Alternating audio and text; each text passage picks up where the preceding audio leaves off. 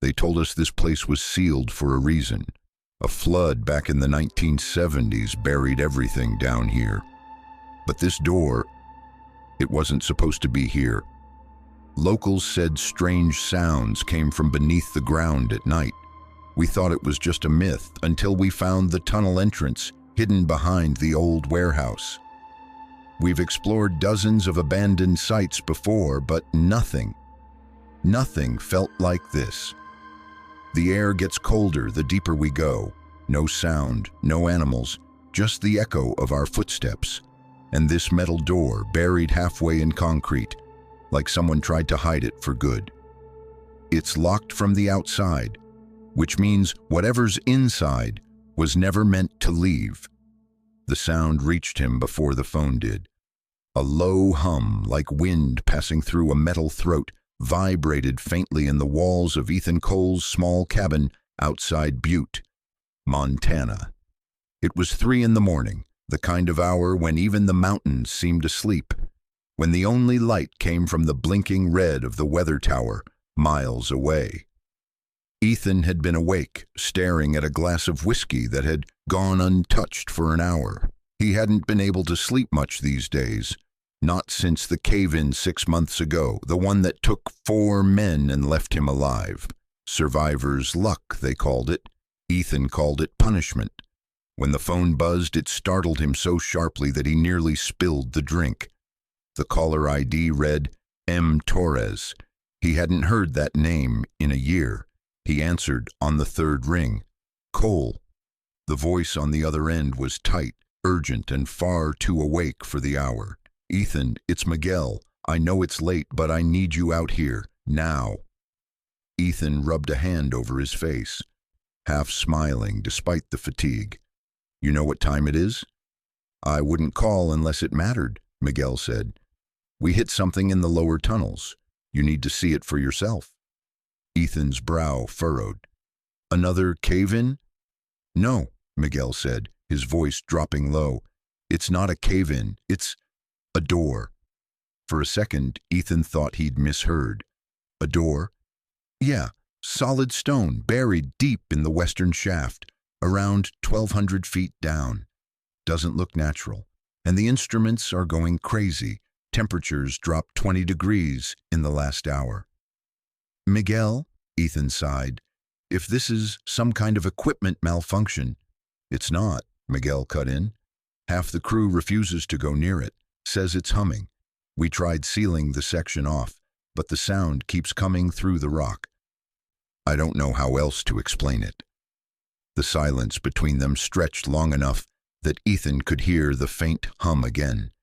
Except this time it wasn't coming from the walls of his cabin.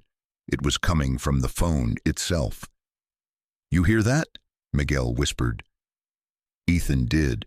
A low, droning vibration, like wind moving through an endless tunnel. That was the moment he knew he'd go. By sunrise, his truck was winding through the snow-heavy roads toward the old mining valley. Butte was a city of ghosts, its silver and copper boom long gone, leaving only hollowed tunnels and poisoned lakes. Yet as the morning light bled over the ridges, the old town still looked beautiful in a haunted way. The entrance to the site was guarded by security lights and men in reflective jackets. Miguel met him at the checkpoint, wearing a hard hat and eyes lined with sleeplessness. Didn't think you'd come, Miguel said, shaking his hand. You said you needed me, Ethan replied. Let's see this door. They walked through the narrow tunnels, their breath visible in the cold air. The deeper they went, the more Ethan noticed the details. The frost clinging to metal beams, the way every sound carried too far. The mine wasn't supposed to be this cold. You said the temperature dropped? Ethan asked. Miguel nodded. We've got sensors showing -5 Celsius near the site, but the rock around it's still stable. No methane, no CO2. It's like the air itself is wrong. Who else knows about this? Just the internal team. Corporate's keeping it quiet until we know what we're dealing with. They called in Harper Lane, geologist from the University of Washington, and a videographer, Lena Brooks, PR wants documentation in case it's something valuable. Ethan frowned. PR? For a door? You'll see. The tunnel widened into a chamber lit by harsh floodlights. The air hit him like a wave of ice. And there it was, embedded in the far wall, half covered in frost and dust. A massive slab of stone, circular and seamless, like someone had carved a perfect disc into the mountain. It wasn't rough-hewn rock, it was smooth, almost metallic in the light, and along its surface ran dozens of spiraling grooves, etched in perfect mathematical precision. Ethan stepped closer. The hum he'd heard earlier grew stronger. It wasn't sound exactly, it was vibration resonating in his ribs. Harper Lane stood nearby, examining instruments on a tablet. She looked up when he approached, her eyes bright despite the exhaustion. "You must be Ethan. I read your report on the mine rescue. Good work, even if the ending wasn't what anyone wanted." Ethan gave a short nod. "I was just lucky to get out." She pointed to the door. "This is what they found yesterday. It's not any kind of natural formation. The isotopic scans show uniform density, no seams, no fractures. It's like a single piece of material carved out of the bedrock." "Man-made?" "Maybe," she said. "Or something else. The carvings, they're too perfect. And look here." She ran her gloved fingers over one of the spirals. "It reacts to heat. The lines brighten when touched, but no change in temperature reading, almost like it's responding to attention." Ethan bent closer. "You mean it knows we're here?" She smiled faintly. "I'm saying it's interesting." Behind them, Lena Brooks was filming quietly. Her camera lens caught the door's faint shimmer, and her breath fogged as she whispered into her mic. Day 2. Anomalous structure discovered at depth 1217. Environmental reading stable. Audio interference continues. The hum pulsed again, deeper now, and Ethan swore he felt it under his feet. Miguel's voice broke through the tension. "We tried drilling around it. Nothing. Broke 2 diamond bits. The rock gives way until you reach the circle, then solid as hell, like it's fused to the mountain." Ethan crouched beside the base, running his hand just above the surface. "There's airflow." "What?" He moved closer, feeling the faintest whisper of cold air escaping through the carvings. "Something's behind it." The others exchanged uneasy looks. Harper checked her monitor. "No detectable cavity on radar. It's like the stone itself absorbs the signal." Lena lowered her camera. "Then how do we open it?" Ethan straightened. "We don't. Not yet. We secure the site, monitor the vibrations, and figure out what this thing's made of. Last time someone poked a hole in something they didn't understand, they blew up half a mountain." But even as he said it, he couldn't look away from the spirals. They seemed to shift slightly, the grooves flowing like liquid metal under the light. That night, when the others left, Ethan stayed behind to log measurements. He told himself it was routine, but in truth, he couldn't shake the feeling that the door was watching him. Around midnight, he sat by the console, jotting notes. The hum had grown faint again, like it was sleeping. Then, out of nowhere, his radio crackled. "Cole." The voice was warped, thin with static. He pressed the receiver. "Miguel, you're breaking up." "Not. Leave there." "Say again." "Door moving." Ethan froze. The hum was back. Louder now. He turned toward the door, and for a fraction of a second, he thought he saw it breathe. The surface bulged outward just slightly, then settled back. The frost along the edges melted and refroze in seconds. He took a step forward, half in disbelief. Jesus! Then came the sound. A deep, metallic groan, low and deliberate, like ancient machinery straining after centuries of rest. The floodlights flickered. The vibration intensified until dust cascaded from the ceiling. Ethan stumbled back, grabbing the radio. "Control, this is Cole. Do you copy?" Static, then silence. The hum stopped as suddenly as it began. The chamber returned to stillness. He waited for several minutes, breathing hard before the lights stabilized. Nothing moved. The door stood exactly as before, cold, solid, indifferent. But on the floor near its base, etched into the frost by something unseen, was a single word: leave. Ethan stared at it until his eyes blurred. Then he packed up, turned off the recorder, and left the chamber without looking back. Outside, the wind howled through the mountains, carrying with it the same deep hum he'd heard through the phone. He didn't sleep that night. He just sat by the window of his cabin, watching the storm roll in over the peaks, wondering what waited behind that impossible door and why someone or something wanted it left alone. And if you're still here listening, take a moment, subscribe to the channel, hit that bell icon, and help keep stories like this alive. Your support makes it possible to bring you the next chapter of what happened beneath the mountain. The next morning came gray and restless. The storm outside Ethan's cabin hadn't stopped. It merely shifted direction, like it was circling the valley. Snow pressed against the windows in heavy waves, muting the world to a dull white. He hadn't slept at all. Every time he closed his eyes, he saw the word etched into the frost: leave. By the time his phone buzzed again, he already knew who it was.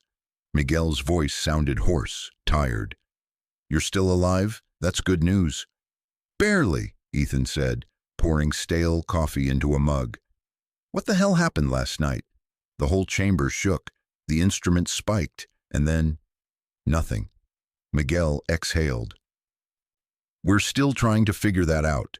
The sensors rebooted themselves around 3:15 a.m. Power grid reset automatically. You were the only one down there, Ethan. What did you see?" Ethan hesitated, staring at his reflection in the coffee. "Nothing I can explain. The door moved. Just a little, but it moved." Silence. Then Miguel asked quietly, "You sure you weren't just seeing things?" "Do I sound unsure to you?" Ethan snapped. Miguel didn't answer. Instead, he said, "Harper wants to run another round of scans. We've also got corporate breathing down our necks. Someone leaked that we found ancient artifacts.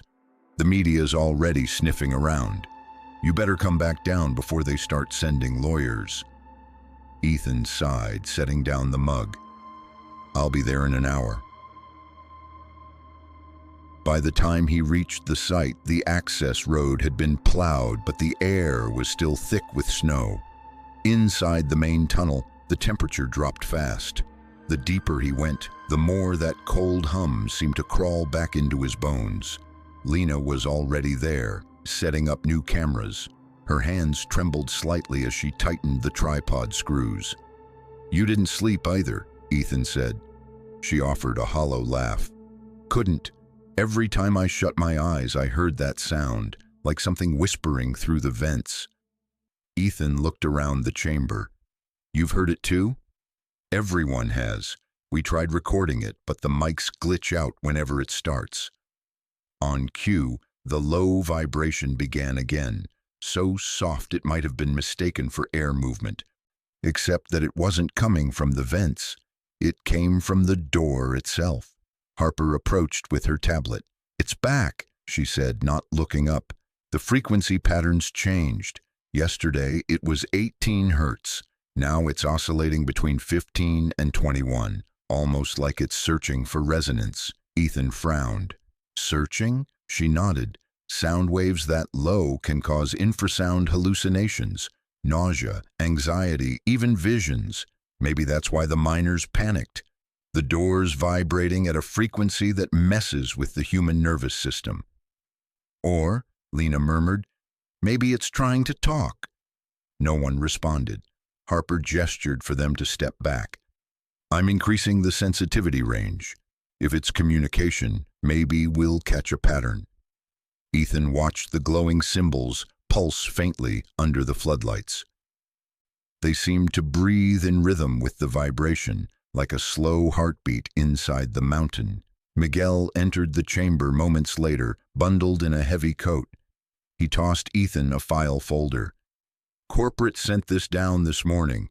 They want us to identify whether this thing could be a pre-Columbian artifact. They're hoping for some PR gold mine, ancient civilization beneath Montana."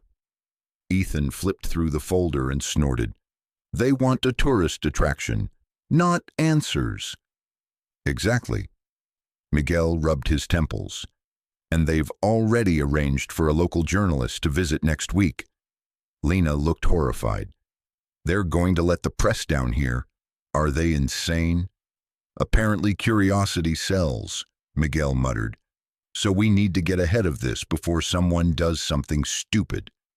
As if on cue, one of the younger technicians, Ryan, maybe 23, called from the other side of the chamber. "Hey, I think I found something." They gathered around him. He was kneeling near the edge of the door, brushing frost away with a gloved hand. Underneath, barely visible, was a smaller circle etched within the larger one, a spiral carved so fine it could have been mistaken for a crack. Ethan crouched beside him. "Don't touch it." Ryan looked up, uncertain. "It's just a marking." "Don't," Ethan repeated sharper. But Ryan had already pressed his glove against the spiral. For a moment, nothing happened. Then a faint shimmer rippled across the surface, like moonlight moving through water. "Whoa," Ryan whispered, pulling his hand back. "Did you see that?" The hum intensified instantly. Every instrument in the chamber began to spike. "Step back," Harper shouted. The floodlights flickered violently. The ground trembled, dust raining down from above. Ethan grabbed Ryan's arm and pulled him away from the door just as a deafening crack split the air. For a heartbeat, it felt as if the entire mountain exhaled. Then, just as suddenly, silence. The door remained closed. The spiral faded back into frost. Harper was the first to speak, her voice shaking. "Everyone out, now, that's an order." They retreated to the surface without argument. The snowstorm had intensified, the wind howling across the ridges like something alive. Inside the operations cabin, Harper slammed her tablet onto the table. "That door responded to contact. You all saw it." Miguel looked pale. "It reacted like it was alive." Ethan stood by the window, staring into the whiteout outside. "Or it recognized something." Harper turned toward him. "Meaning." He looked back at her. "Meaning maybe it's not a door to something. Maybe it's a door from something." The silence that followed was heavy. Lena's voice broke it softly. "Then whatever's on the other side, it knows we're here." That night, the storm cut power to half the facility. The emergency generator kicked in, bathing the camp in dim orange light. Most of the team stayed in the main hall, too nervous to sleep. Ethan sat by the control console, reviewing the camera feeds from the chamber. Nothing moved for the first few hours. Then, at 2:14 a.m., the temperature sensors spiked again. He leaned closer to the screen. The infrared feed showed something impossible. Heat signatures flickering inside the door, moving in slow patterns. Like veins under translucent skin. He zoomed in. The shapes were rhythmic, pulsing. A voice startled him. "You see it too?" Lena stood in the doorway, wrapped in a blanket. He gestured her closer. "Tell me I'm not imagining this." She leaned in, eyes widening. "It's breathing." He muted the audio feed, but faintly through the static came whispers. Not the low hum this time, but actual syllables, foreign, indistinct, but undeniably human. Ethan turned up the gain. The whispers grew clearer, still unintelligible, but filled with cadence, rhythm, intention. "It's talking," Lena said. "God, it's actually talking." Ethan grabbed the recorder, syncing it to capture the feed. Maybe it's just wind or resonance. Then one word came through the static, clear as day. "Open." Lena recoiled, hand over her mouth. It said, "I heard," Ethan said, his throat dry. The generator flickered once, twice, and then every monitor on the wall went black. For several seconds, the only sound was the storm outside. When the backup lights returned, the screens rebooted one by one, except the camera inside the chamber. That feed stayed dark. They waited until morning to check the tunnel. Miguel led the way, followed by Ethan, Harper, and Lena. The air inside felt heavier, as if the mountain itself had aged overnight. When they reached the chamber, the door was unchanged, but the ground around it wasn't. Frost covered everything in thick, white sheets. The instruments were encased in ice, their wires brittle and snapped. The metal scaffolding groaned under the weight. Ethan stepped forward cautiously. This wasn't here yesterday. Harper examined her gauge. Temperatures 28 degrees below freezing, impossible without external cause. Lena aimed her camera, her breath trembling. There's something else. Look. On the surface of the door, beneath a new layer of frost, more symbols had appeared, dozens of them spiraling outward from the center, each glowing faintly, each pulsing in rhythm. Ethan counted silently. 22 symbols total. What do they mean? Miguel asked. Harper shook her head. They weren't here before. Whatever happened last night, it activated something. Ethan crouched low, his gloved fingers tracing the air above the nearest mark.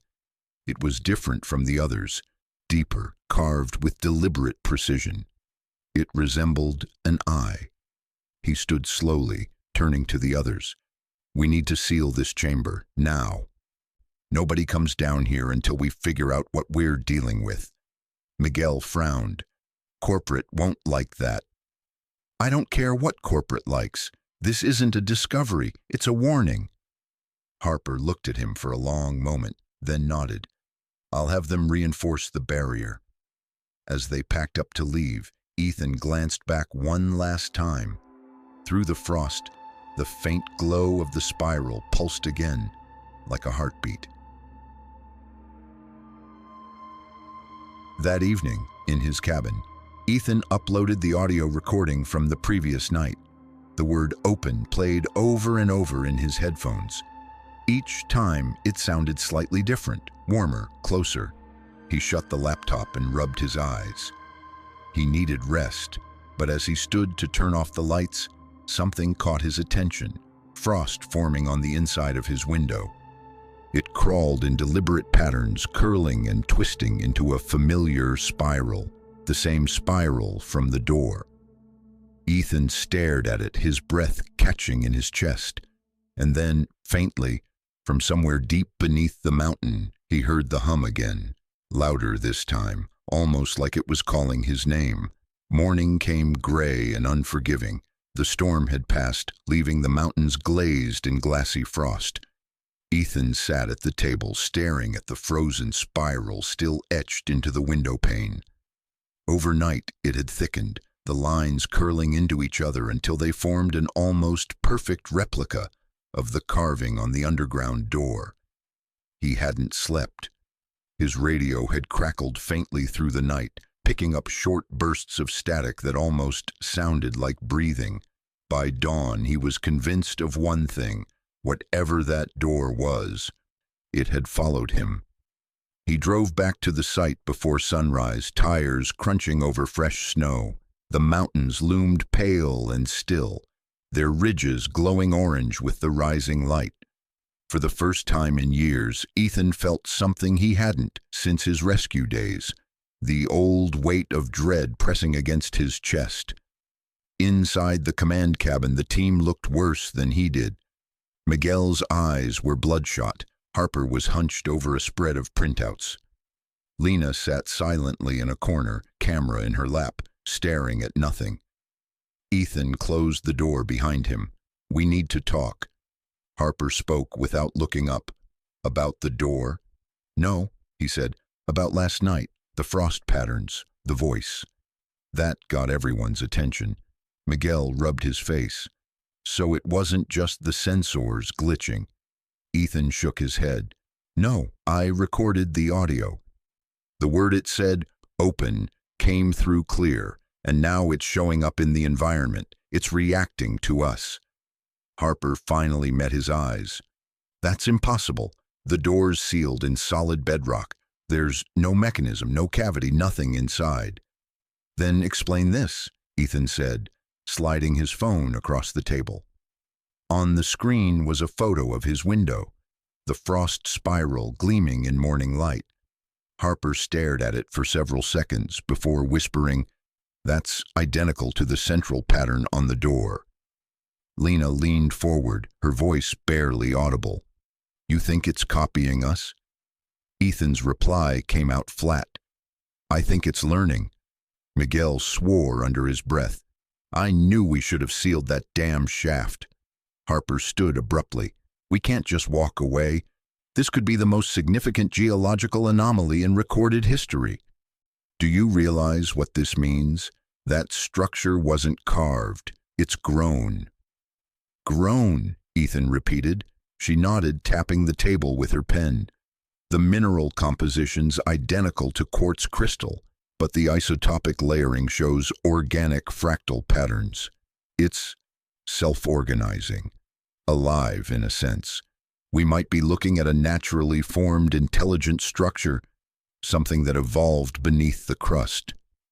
"Or something that was put there," Ethan said quietly. The room went silent again. Before anyone could respond, the lights flickered, a power surge, then the intercom crackled. "Control to surface, we've got movement in shaft 12. Harper grabbed the radio. "Define movement." A pause, then static followed by a panicked voice. "Vibration spikes, temperature dropping fast. We're losing." The transmission cut off. Ethan was already moving. "Let's go." The elevator groaned as it descended into the shaft, the cables trembling with the cold. Lena clutched her camera, filming even as her hands shook. Miguel muttered prayers under his breath. When the doors opened, the lower tunnel was lit only by emergency lamps. Frost covered the walls, glittering under the lights like diamonds. They found the two technicians near the monitoring station, huddled against the wall. Both were breathing but barely conscious, their skin pale and slick with frostbite. "Get them topside," Ethan ordered. Harper crouched to examine one of them. "Their body temperature's 48 degrees Fahrenheit. That's impossible. The sensors show ambient at 29. Miguel helped drag one man to the elevator. "We're pulling everyone out until this stops." Ethan stayed behind, scanning the chamber. The air shimmered faintly, not like heat distortion, but like the atmosphere itself was bending. The hum was louder here, too. It wasn't steady anymore. It pulsed in uneven bursts, like a heartbeat with arrhythmia. He followed it toward the door. It looked different again. The frost symbols had multiplied overnight, covering almost the entire surface now. In the middle, faint cracks spidered across the stone, glowing pale blue. Ethan felt the vibration through his boots. It wasn't just sound, it was rhythm, and beneath it, something else, a voice. He stepped closer, ignoring the chill slicing through his clothes. The air near the door was colder than ice, but he couldn't stop. He had to know. Then, just as he reached the center spiral, the light inside the cracks flickered, once, twice, and the hum stopped. Complete silence. The sudden absence was deafening. He stood there, every instinct screaming at him to move, when a low whisper brushed the back of his neck. "Ethan!" He spun around, flashlight slicing across the chamber. No one there. The door was motionless again, but when he turned back, the central spiral had changed. It now bore a faint outline of a human hand. His hand. He stumbled back. "No, no, no!" The hum surged again, this time louder than before. The whole chamber trembled. Rock dust poured from the ceiling. "Cole!" Harper's voice crackled through the radio. "Get out of there! The readings are spiking!" He ran, boots slipping on ice, as the vibration built into a low roar. The tunnel behind him glowed faintly blue. He made it to the elevator as the ground shuddered, throwing him against the wall. The doors closed and the lift lurched upward, groaning under the pressure. When he reached the surface, Harper and Miguel were waiting, faces pale. "What happened?" Harper demanded. "It called my name," Ethan said, "and it copied me." "Copied?" He held up his glove. The palm was covered in fine frost, arranged in the shape of the spiral. Harper stared at it. "It's marked you." Later that evening, as the team gathered in the operations cabin, a cold wind whistled through the cracks in the walls. The storm outside had returned, darker than before. Lena played back her footage. Most of it was corrupted, frames bending, static lines cutting across the image. But one segment survived. The moment Ethan stood before the door, for half a second, the footage showed something that hadn't been there in real life. A figure, tall, human-shaped, translucent like light trapped in water, standing directly behind Ethan. The team watched in silence as the image flickered, then vanished. Miguel turned to Harper. "Tell me that's a reflection." She didn't answer. Lena zoomed in on the frame, her voice trembling. "It's looking at him." Ethan couldn't breathe. "Freeze the frame." They stared at the image. The figure's face was indistinct, more suggestion than detail. But the shape of its head, the slope of its shoulders, they were identical to his own. It was him. An echo. By midnight, the site was on full lockdown. Corporate called, demanding explanations. Miguel lied through his teeth about geothermal shifts and equipment stress. No one would believe the truth. Ethan sat outside the cabin, staring toward the mountains. The air was still now, unnaturally so. Even the wind seemed afraid to move. He remembered something his father used to say when Ethan was a kid, back when they'd explore abandoned mine shafts together. "The earth remembers everything we bury in it." He'd laughed at the time. He wasn't laughing now. From somewhere deep in the valley, the hum rose again, faint, steady, rhythmic. It wasn't coming from the mine anymore. It was coming from all around them. Every ridge, every hollow, every buried vein of stone. The mountain was awake. Back inside, Harper was at her computer, pale light washing over her face. "I ran a spectral analysis," she said when Ethan entered. "The vibration from the door, it's repeating a mathematical pattern. Fibonacci sequence, it's structured." He frowned. "Meaning it's not random. Meaning it's trying to communicate." She turned the volume up. The sound filled the room. Deep, resonant, strangely melodic. The longer it played, the clearer it became that it wasn't noise. It was coded rhythm, pulses of frequency stacked like language. Ethan leaned closer. "What's it saying?" Harper looked at him, eyes wide with a mix of fear and awe. "It's counting down."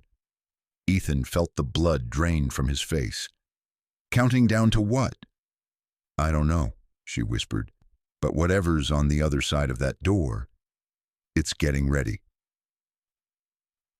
But that night, as the storm howled over the mountains, Ethan couldn't shake the image of his reflection on the frost-covered window. The way the spiral seemed to spin slowly, almost imperceptibly. When he closed his eyes, he dreamed of tunnels that stretched forever downward, of cities carved in black stone, of doors upon doors stretching into infinity, and somewhere, buried beneath all that silence, a voice whispered, "We've been waiting for you." Ethan woke up gasping, drenched in sweat, the hum echoing faintly in his ears. He checked his phone. 3:15 a.m., the same time as every anomaly. He looked out the window. In the distance, beyond the ridge where the mine entrance lay, a faint blue glow pulsed through the snow. Once, twice, then vanished. The countdown had started. The mountains didn't sleep that night. Neither did Ethan. By morning, the sky over Butte glowed the color of steel, thick with unfallen snow. The hum had stopped sometime before dawn, but the silence that followed wasn't relief. It was pressure, as if the air itself was holding its breath. In the mess hall, the team gathered over half-drunk coffee and stale bread. No one spoke much. The faces around the table were gray, hollow. They all knew something had changed, even if they couldn't name it. Harper's laptop played back the previous night's readings on loop. The wave pattern climbed, then flattened, perfectly uniform. "That's the moment it stopped," she said, her voice hoarse, "right before the temperature dropped." Miguel leaned over the screen. "A stable pattern means the vibrations locked into resonance, right? So, it's done counting down?" Harper didn't answer. Her eyes flicked toward Ethan. He was staring at the data without seeing it. He'd been awake for nearly 30 hours, running on bitter coffee and the dull ache of adrenaline. His mind kept circling back to one thought, that sound, the rhythm that had felt like a heartbeat in stone. When Harper finally spoke, her tone was flat. "Yes, it stopped counting, because whatever it was counting to has begun." Lena closed her camera case quietly. "You're saying it's awake?" "I'm saying it's waiting," Harper said. Miguel slammed his mug down hard enough to crack the ceramic.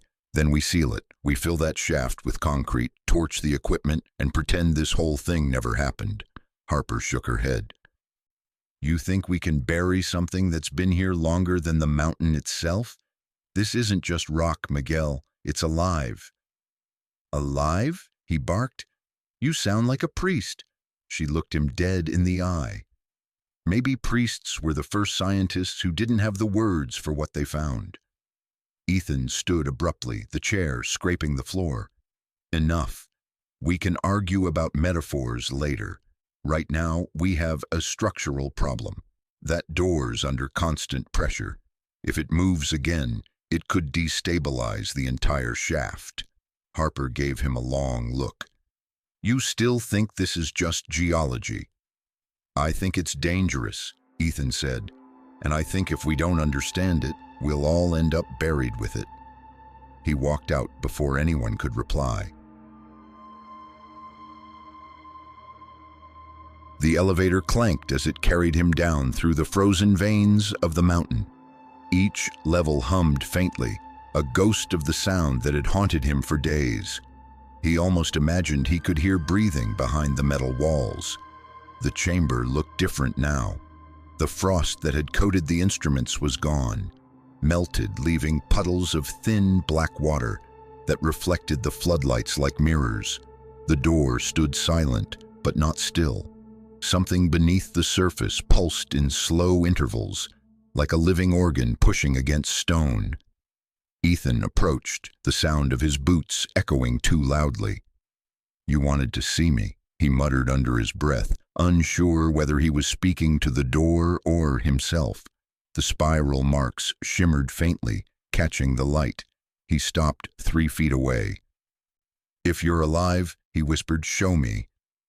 Nothing. Then a soft vibration under his boots.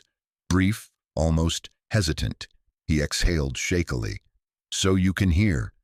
Behind him, a voice said, "Talking to rocks now? That's new." Ethan turned. Lena stood in the tunnel, her camera hanging from her shoulder. "You shouldn't be down here," he said. "Neither should you," she replied. "But you are." He couldn't argue with that. She walked closer, setting up her tripod. "Harper wants new footage. Corporates demanding updates every 6 hours. If we don't give them something, they'll send people we can't control." He stared at the door. "Let them come. Maybe they'll believe it when they see it." She raised an eyebrow. "You think they'll see what we see? People don't believe in ghosts, Ethan. They believe in profit." The air grew colder as she spoke. Her breath hung between them like smoke. Ethan frowned. "Do you feel that?" "Yeah," she whispered, like the temperature's dropping again." The floodlights flickered once, then stabilized. He checked the monitor. 31 degrees, that's not... Wait, 29. It's still falling. Ethan, Lena's voice was thin. The door. He turned. The central spiral glowed with pale blue light. At first, it was beautiful, the light swirling gently across the carvings, tracing the grooves like flowing water. Then the sound came, that deep, resonant hum, louder than ever, shaking dust from the ceiling. "Get back!" Ethan shouted, grabbing Lena's arm. The vibration intensified, rattling the metal scaffolding. The light from the spiral expanded outward in waves, each pulse brighter than the last. The hum grew unbearable. The chamber felt like it was collapsing inward, the air compressing around them. Ethan pulled Lena behind a concrete column just as the light reached the edges of the door. And then everything went silent. For a split second, there was nothing. No sound, no movement, no air. Then the door exhaled. A deep blast of icy wind slammed through the tunnel, knocking them both to the ground. The floodlights shattered. Through the swirling frost, Ethan saw it. The massive stone disc shifting. It wasn't opening like a hinge. It was melting, receding into the walls like water pulled by gravity. The air filled with a low metallic scream. "Ethan!" Lena shouted over the noise. He grabbed her hand and pulled her toward the elevator shaft. They stumbled through the darkness, the ground vibrating beneath their boots. Behind them, the door kept moving, a slow, grinding motion that shook the mountain itself. The emergency lights blinked red, flashing across the chamber like warning signals. And then came the first sound from the other side. It wasn't a roar, it wasn't human. It was a tone, low, harmonic, almost mournful, echoing through the rock as if the mountain were singing. Ethan froze. Lena's grip tightened. "Keep moving." They reached the elevator just as the tremor subsided. When the lift doors closed, the sound cut off like a switch flipped. The only thing left was the ringing in their ears. By the time they reached the surface, Harper and Miguel were waiting, surrounded by blinking monitors and shouting crew. Harper's face drained of color when she saw them. "It opened, didn't it?" Ethan nodded. "Not completely. But enough." Miguel cursed. "We're done. We're shutting this site down, Harper. That thing nearly killed us." She turned to Ethan. "What did you see?" He hesitated. "Light, moving, like fog made of glass, and sound. I don't even know how to describe it." She stared at him. "Did anything come through?" He shook his head. "No, just air, freezing air." Lena sat heavily on a crate, her camera trembling in her hands. It was alive. Whatever's in there, it breathed. The room fell silent again, the weight of her words hanging heavy. Ethan ran a hand through his hair. "We need to seal it before it opens again." Harper's gaze didn't waver. "Seal it? After what we just saw? Ethan, we're standing on the edge of rewriting everything we know about geology, physics, hell, maybe even biology." He stared at her. "You think this is science? That thing isn't a discovery. It's a warning we just ignored." She took a slow breath. "Then maybe the warning isn't about danger. Maybe it's about what happens if we don't listen." Lena looked up, eyes wet. "You're talking like it's intelligent." "It is," Harper said quietly. "It waited. It chose a moment to open. It's communicating in structured frequencies. That's more intelligence than most of us have." Miguel slammed his fist on the table. "And what if the next thing it says is goodbye? You ever think of that?" Nobody answered. Outside, the wind rose again, howling across the snow. Hours later, the site was empty except for Ethan. Everyone else had retreated to the upper camp to prepare evacuation orders. He stood at the mouth of the mine, flashlight cutting through the dark. Snow drifted across the opening like ash. He didn't want to go back down there, but something in him, some stubborn thread of guilt and fascination, refused to let go. He thought of the voices, the countdown, the hum. of the way the door had said his name. He needed to know what it wanted. He took a breath and stepped into the dark. The tunnel swallowed Ethan whole. The further he walked, the quieter the world became. His flashlight beam trembled against the walls, illuminating streaks of moisture that ran like veins through the rock. He could feel it, the same low hum, distant now but steady, resonating through the soles of his boots. It wasn't just sound, it was a presence. Halfway down, his radio crackled. "Ethan, it's Harper. Are you out of your mind?" He exhaled slowly, pressing the transmit button. "You said you wanted to understand it. That's what I'm doing. You're alone. We agreed to wait until morning." "Morning might be too late." "Too late for what?" He hesitated.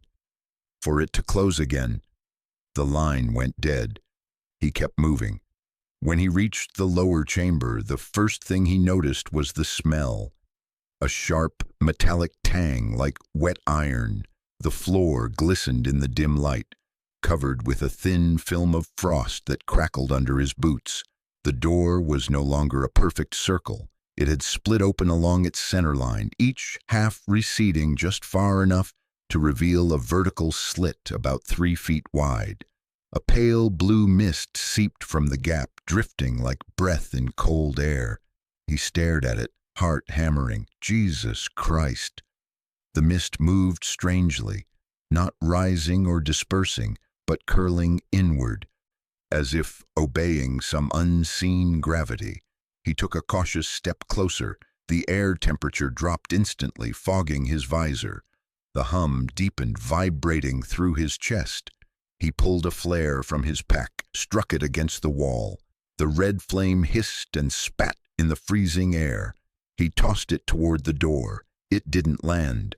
The flare slowed in midair, suspended for a heartbeat, before dissolving into a shower of glowing particles, absorbed by the mist like rain into sand.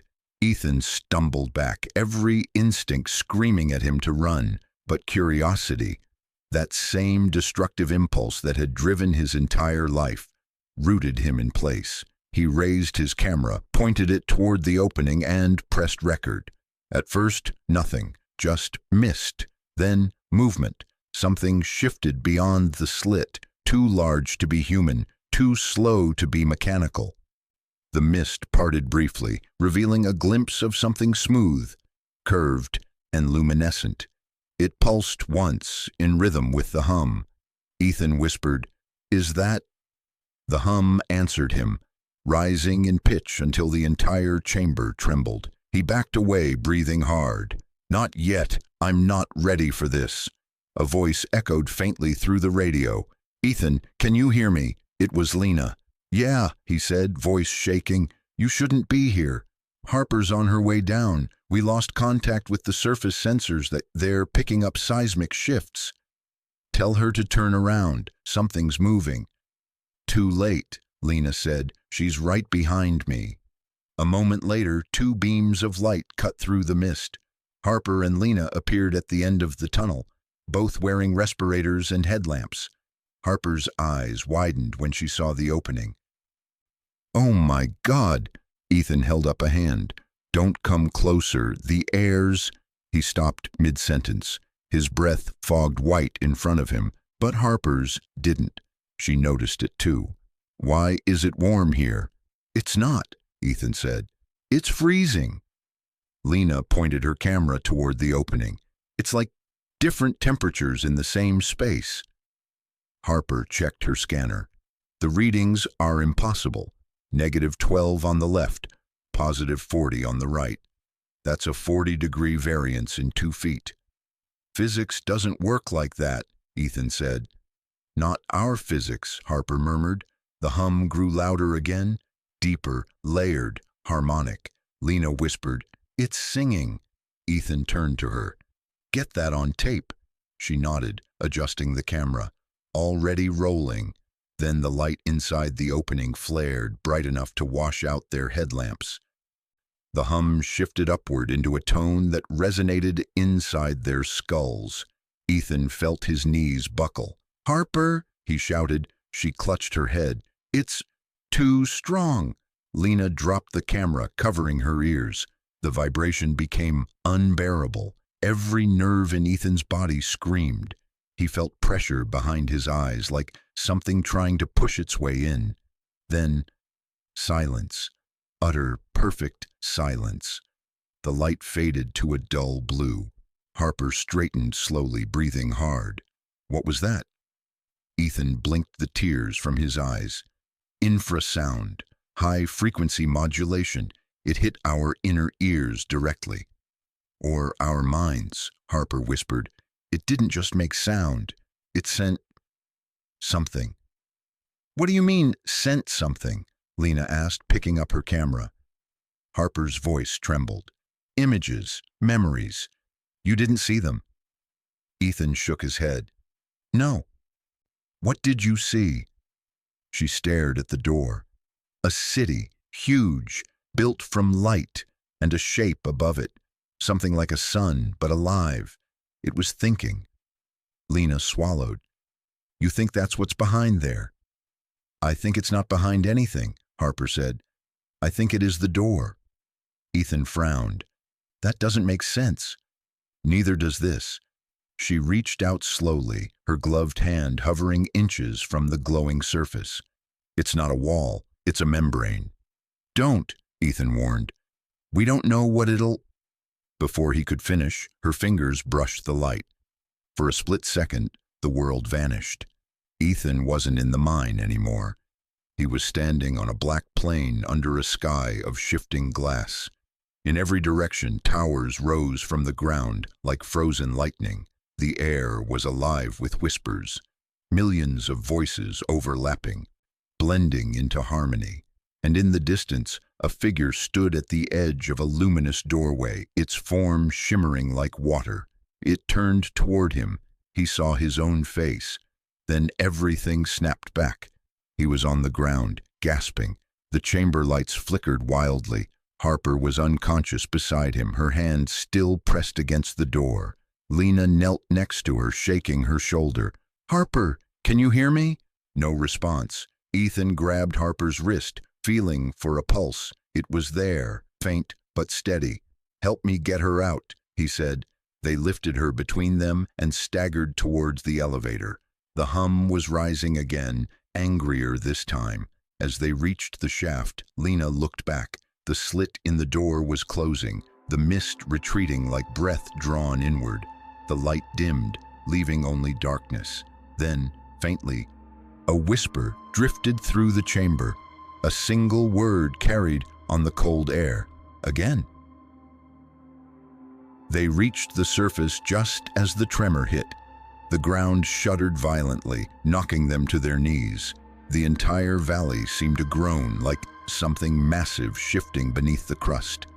Ethan shielded Harper's body as snow fell from the roof of the cabin. When the shaking stopped, Miguel burst through the door.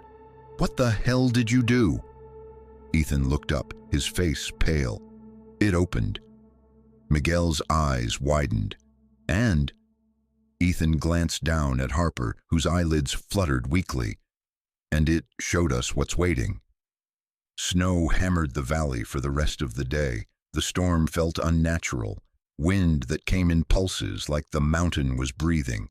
Inside the upper operations cabin, heaters hummed while the team clustered around Harper's cot. Her pulse had stabilized, but she hadn't spoken since the incident.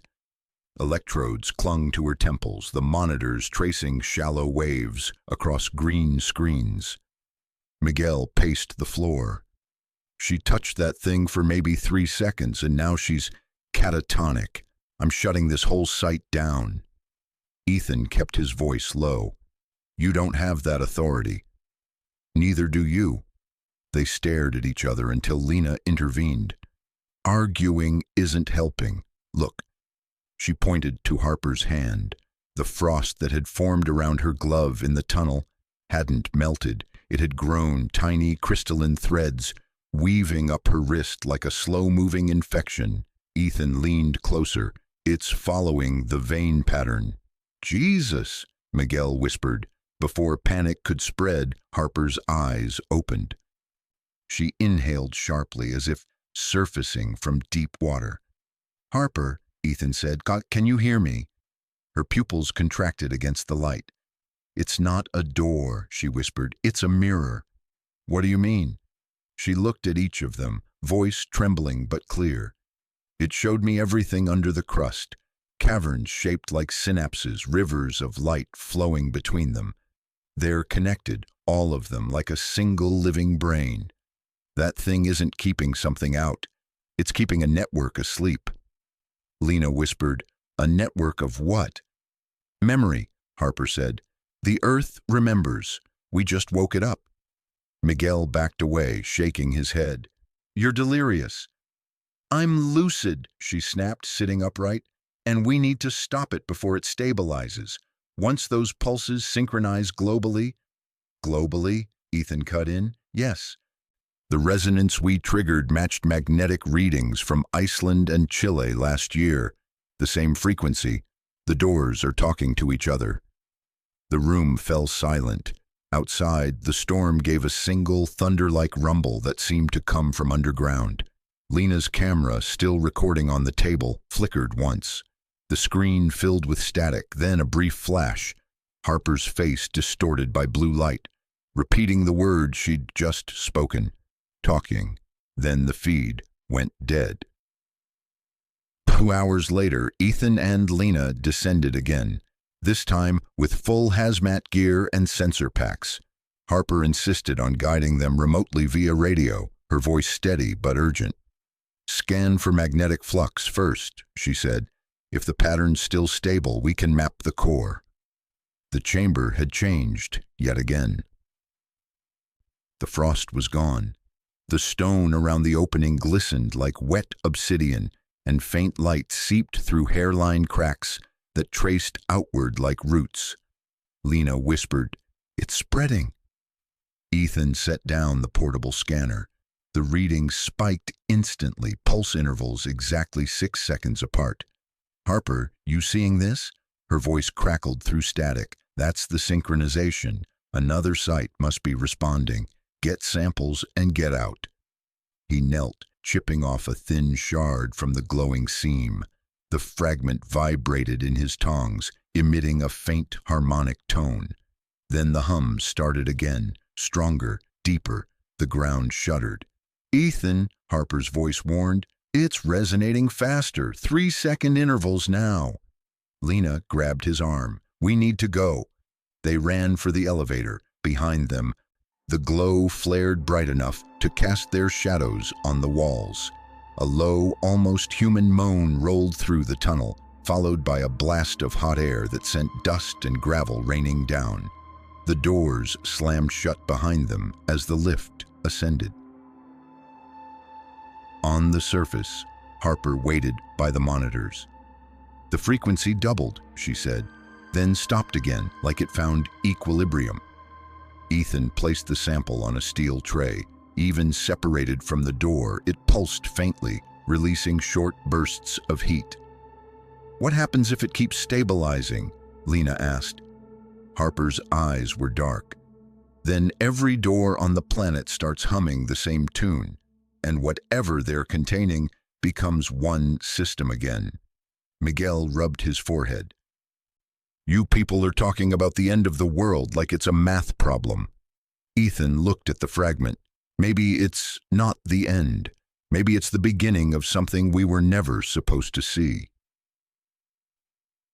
And that night, none of them could sleep. The power flickered every few minutes. Static filled the radios.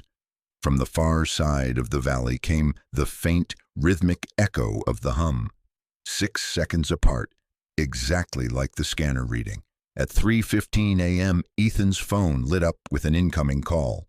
No number, just a symbol, the spiral. He hesitated, then answered. A voice whispered, faint but unmistakable. It was his own. "Don't let it close again." The line went dead. He sat there in the dark, listening to the wind batter the cabin, knowing that tomorrow corporate reinforcements would arrive and shut them down for good. And beneath that fear, deeper than logic or exhaustion, was another feeling. A pull.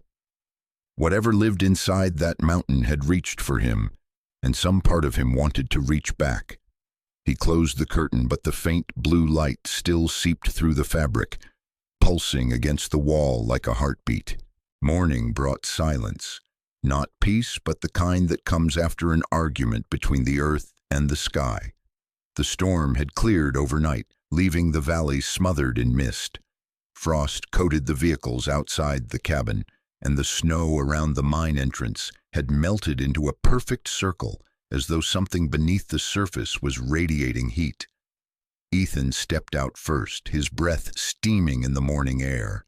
He looked down at the ring of melted snow, crouching to touch the wet soil. It was warm. "Still think we imagined it?" he asked over his shoulder. Harper joined him, rubbing the sleeve where the crystalline frost had appeared the day before.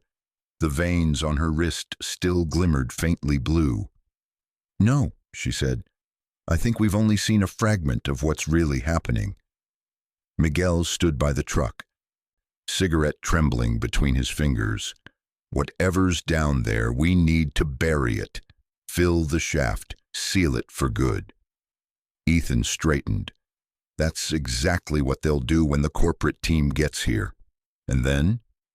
We'll never know the truth." Harper's gaze lingered on the horizon. "There's a difference between truth and survival." Lena emerged last, camera slung across her chest. The footage survived the power surges, not all of it, but enough. Ethan's expression sharpened. "Show me." They gathered around her laptop inside the cabin. The video began with static, then cleared to reveal the familiar shot of the door, blue light pulsing through the crack. The timestamp matched the moment before Harper touched it. Lena fast-forwarded. "Here," she said, pointing. "Watch this frame." As the light flared, there was a flicker, not of the chamber, but of another image superimposed for less than a second. A city skyline of impossible geometry, towers curved like ribs, glowing symbols drifting through the air. "Freeze it," Harper said. Lena paused the frame. The skyline rippled slightly, as if the image were alive. In one of the reflective surfaces, a shape moved. Not quite human, too fluid, like Mercury trying to imitate a person. Miguel crossed himself. "That's no reflection." "It's a signal," Harper murmured. "It's trying to communicate." "Or it's watching," Ethan said. The screen went black again. Lena closed the laptop. "That's all before the power cut." Ethan leaned back, exhaling. "They'll be here by noon. Corporate, government, whoever they send. Once they take over, we'll never get near that tunnel again." Harper's tone was calm, deliberate. "Then we go back before they arrive." Miguel stared at her like she'd lost her mind. "You barely made it out alive last time." "I'm not talking about entering the door," Harper said. "I'm talking about retrieving data from the monitoring station. The sensors were still running when the tremor hit. If they recorded the resonance sequence, it might tell us what triggered the connection." Ethan nodded. "We go down, pull the drives, and get out. No heroics." Lena hesitated. "And if it starts again?" Ethan looked at her. "Then we hope it wants to talk, not feed." By late morning, they were back in the mine. The air felt different, drier, heavier. The tunnels creaked faintly like the mountain itself was breathing. At the junction to Tunnel E, Harper stopped. "Do you hear that?" Ethan listened. A faint clicking echoed through the stone, rhythmic, deliberate. "It's Morse code," Harper whispered. Lena frowned. "You're serious?" "Listen." She counted under her breath. 3 short, 1 long, 2 short, SOS. Ethan glanced toward the darkness ahead. "That's impossible. There's no one down there." The clicking stopped. A beat of silence. Then the lights flickered once, twice, and the hum returned. Faint but recognizable. "Move," Ethan said. "We're in its range again." They quickened their pace, the glow from the end of Tunnel E faintly visible now. When they reached the monitoring station, the computers were still running on backup power, screens filled with scrolling data. Harper crouched beside the main terminal. "The sequence is repeating," she said, eyes darting across the readouts. "Magnetic field oscillations at identical intervals. 6 seconds. The same as last night." Ethan looked up. "So it's still communicating?" Harper nodded. "But not with us." Before anyone could respond, Lena gasped, "Ethan, look at the door." The fissures in the stone had widened again, glowing brighter than before. The air shimmered and the mist within pulsed like a heartbeat. Ethan's chest tightened.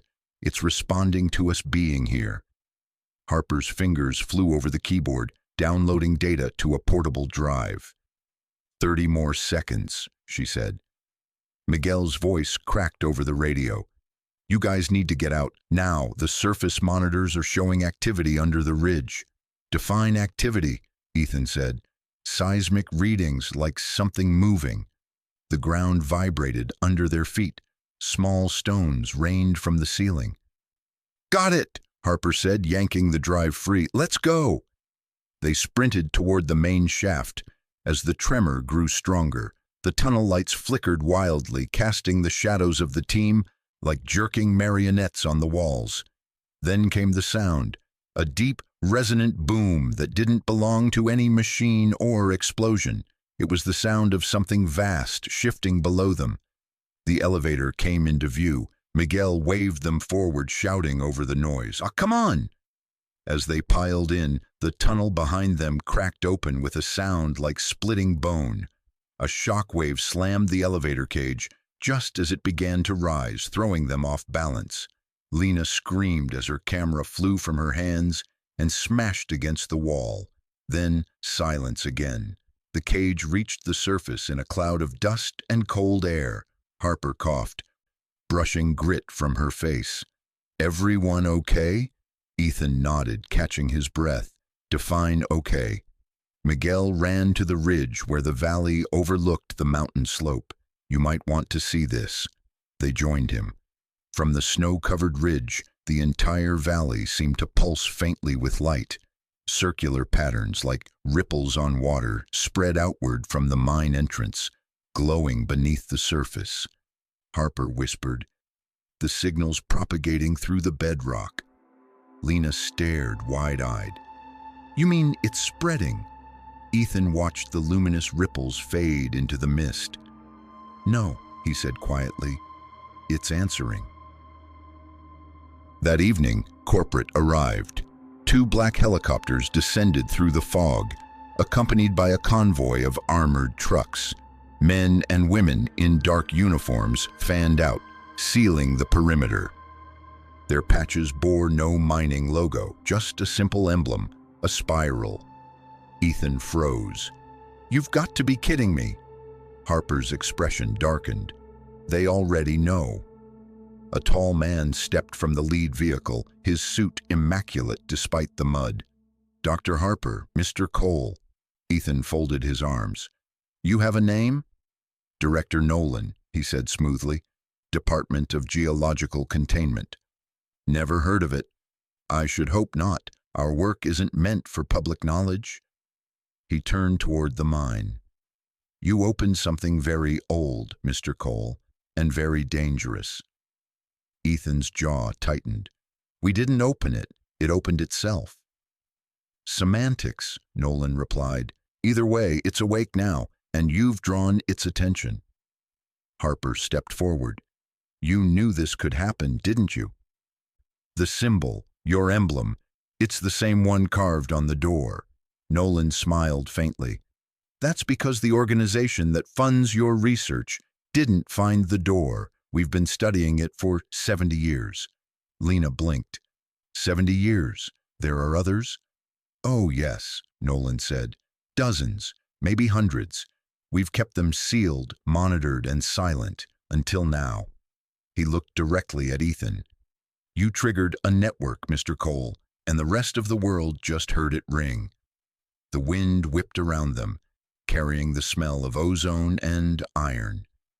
Ethan stared at Director Nolan, the man's calm demeanor standing in sharp contrast to the chaos around the mine. "You're telling me you've known about this for decades and never said a word?" Nolan adjusted his gloves. "Public curiosity is dangerous, Xavier. We contain what can't be understood." Harper folded her arms. "Containment implies control. You don't have control over this. You have denial." He regarded her evenly. "We did, until your team interfered." Lena's voice trembled. "So what happens now? You close it up? Pretend it didn't happen?" "Closure is an illusion," Nolan said. "We'll stabilize the site, neutralize exposure, and relocate personnel. You'll all sign non-disclosure agreements." Miguel laughed bitterly. "And if we refuse?"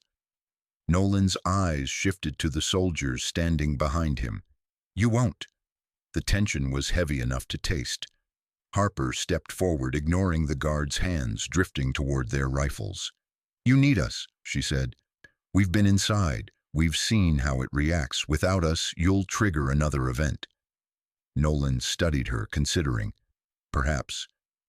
But cooperation doesn't grant you freedom." Ethan broke the standoff. "Fine. You want our help? Let us see your data. If you've been watching these doors for 70 years, there must be patterns, geological, magnetic, something. Maybe we can stop it before it spreads." After a pause, Nolan nodded once. "Follow me." They moved into a temporary command center erected beside the trucks. Inside, rows of monitors displayed maps marked with glowing dots. North America, Europe, the Pacific, each dot pulsed faintly in sync. Nolan pointed.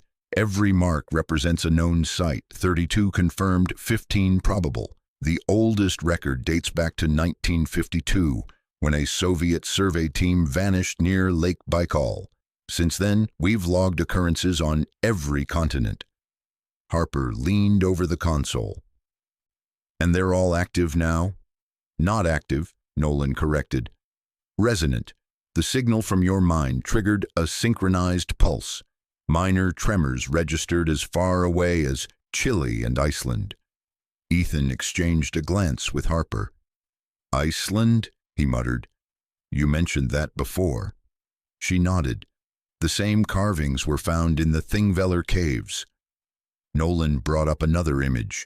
Grainy black and white film of scientists in cold weather gear standing before a glacier wall. Etched into the ice was the same spiral. "Our Reykjavik division has been monitoring it for years. 2 nights ago it started glowing," Lena whispered. "So we didn't wake it. We just joined the conversation." Nolan turned toward her. "That's one interpretation. Another is that the doors were warning each other that containment has failed." The room fell silent except for the hum of generators. Finally, Harper said, "If they're connected, maybe we can trace the signal path, find where it originates." Nolan raised an eyebrow. "And if the origin isn't on this planet, then we still need to know," she said. Ethan looked at the map again. "You have teams at the other sites?" "Some," Nolan said, "but communications with the Iceland post went dark 3 hours ago. Our last transmission mentioned an atmospheric anomaly. After that, static." Lena swallowed hard. "You think they opened theirs?" He didn't answer. Later that night, in a smaller tent away from the command hub, Ethan, Harper, and Lena huddled around a low heater. The snow outside glowed faintly blue, reflecting the light still seeping from the mine. Miguel had left, muttering about heading south before the mountain decided to breathe again. No one tried to stop him. Harper rubbed her wrist absently. The crystalline veins beneath her skin now reached past her elbow. "It's spreading," she said quietly. Ethan knelt beside her. "We'll find a way to stop it." "It's not infection," she said. "It's information. Every pulse, every resonance. It's rewriting something in me. I can feel it." Lena's camera light blinked red. "Recording?"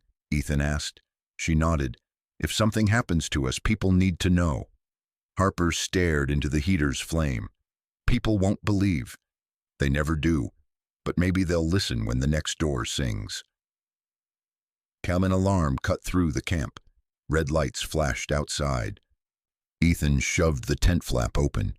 The night sky above the valley shimmered with sheets of pale light. Aurora like waves that rippled from horizon to horizon. The snow vibrated underfoot. Nolan appeared beside a truck, shouting orders. "All units, seismic protocols, containment fields now." "What is that?" Harper yelled over the roar. "Global resonance," Nolan shouted back. Every site just activated simultaneously. The ground convulsed. From the mine entrance, a column of blue light shot upward, piercing the clouds. Harper clutched Ethan's arm. "It's broadcasting!" He covered her as wind blasted across the valley. Equipment toppled, tents ripped free. The roar peaked, then stopped. Silence. The light faded, leaving only drifting snow. Nolan's voice came through the loudspeaker, ragged. "All readings offline." The signal terminated at 2217 local. Whatever that was, it's over. Ethan looked toward the mine. The entrance was gone. Where the tunnel had been, the mountain face was smooth, untouched, as if it had never been carved. Lena whispered, "They erased it." Harper's breathing quickened. "No, they moved it." She pointed to the sky. The aurora had vanished, but one faint spiral of light lingered among the clouds, turning slowly.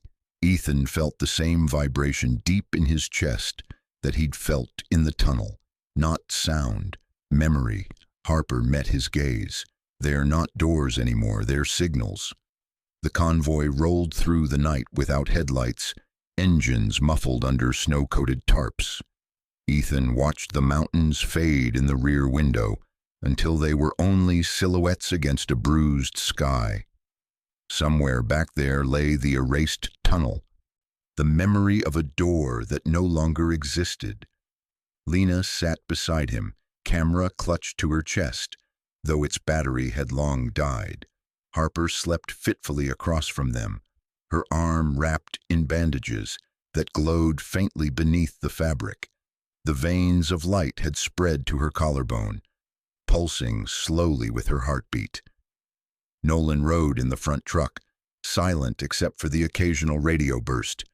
When the convoy finally stopped, dawn was bleeding through the clouds.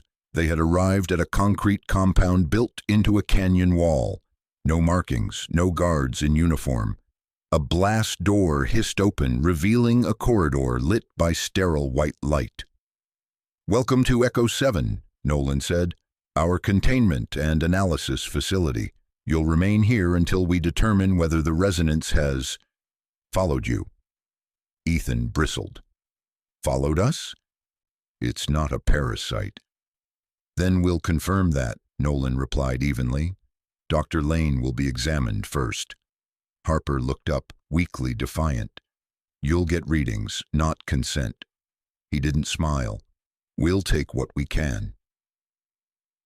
Hours blurred into white rooms, wires, and questions. Sensors mapped the faint glow beneath Harper's skin. Monitors traced patterns that looked more like sound waves than vitals. A technician whispered to Nolan, "She's emitting low-band frequencies, 6-second intervals, same as the global pulse." Nolan's eyes narrowed. "Record everything." From behind the glass, Ethan watched helplessly. "You're treating her like a specimen." Nolan didn't turn. "She's broadcasting, Mr. Cole. If we can decode it, we might prevent the next activation. And if you can't, then at least we'll understand what kills us." That night, Ethan couldn't sleep. The facility hummed softly, as if mimicking the resonance itself. He wandered into the observation deck overlooking the canyon. Black sky, stars veiled by thin clouds. Lena found him there, wrapped in a thermal coat. "You believe any of what they're saying?" she asked. I believe the mountain's gone and Harper's glowing, he said. That's enough truth for me. Lena managed a small laugh. I checked her scans, the frequency inside her body. It's changing, faster. Ethan frowned. How fast? 5.9 seconds between peaks. He exhaled. It's accelerating. They stood in silence. Below them, the canyon echoed with the low groan of wind, or something deeper. Lena whispered, "It's calling again." By morning, alarms wailed. Harper had vanished from the isolation room. Security footage showed her walking calmly through the halls at 3:14 a.m., barefoot, eyes unfocused, light blooming from her veins. Every door she passed opened automatically. Ethan and Lena found Nolan in the control center shouting orders. "Seal the outer perimeter. She can't leave this facility." Ethan grabbed his arm. Where would she go? Nolan looked at him grimly. Outside, toward the canyon, the pulse signature moved there. They ran. The desert dawn was bleeding red when they reached the canyon rim. Harper stood at the edge, her body glowing like molten glass, wind whipping her hair across her face. "Harper!" Ethan shouted. She turned slowly, her eyes shone with the same blue light.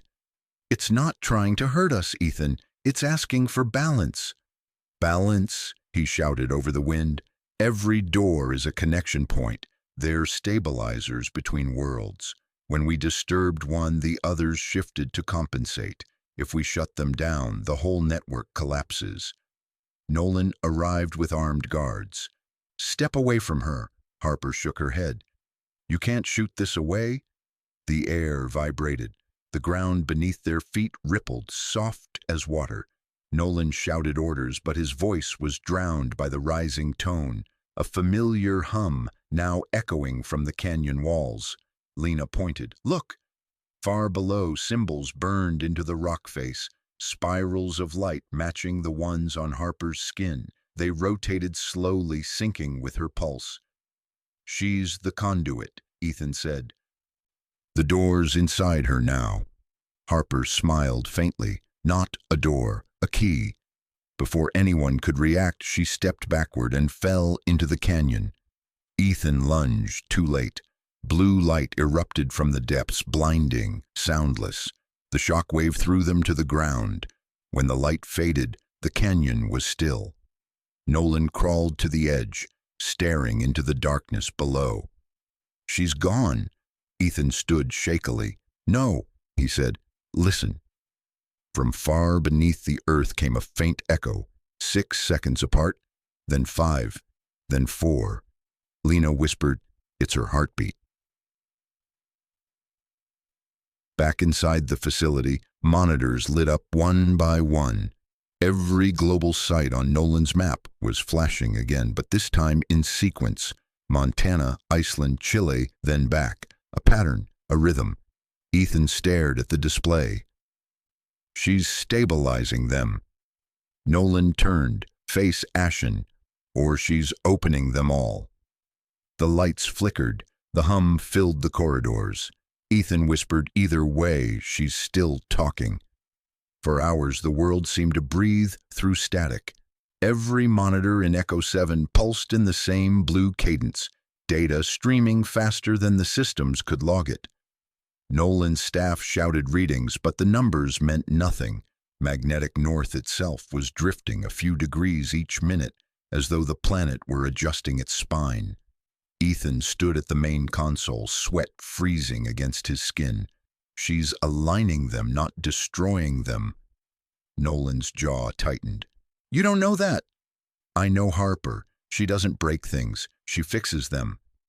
The map zoomed outward, showing the dots of every known site flashing in perfect rhythm. Then a new ring appeared, concentric circles rippling across the Atlantic. Lena's voice shook. "That's not one of ours." Nolan leaned closer. A new source. Off-grid, open ocean. Ethan's heart sank. She's not done. The facility trembled. A low harmonic filled the air, deep enough to rattle teeth. Lights dimmed, screens flickered, and in the hum there was a faint, unmistakable undertone. Harper's voice. "Ethan, listen." Lena covered her mouth. "She's broadcasting through the resonance."